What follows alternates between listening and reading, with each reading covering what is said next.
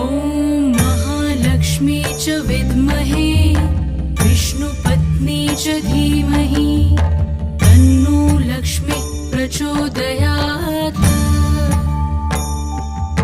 ॐ महालक्ष्मी च विद्महे विष्णुपत्नी च धीमहि तन्नो लक्ष्मी प्रचोदयात्।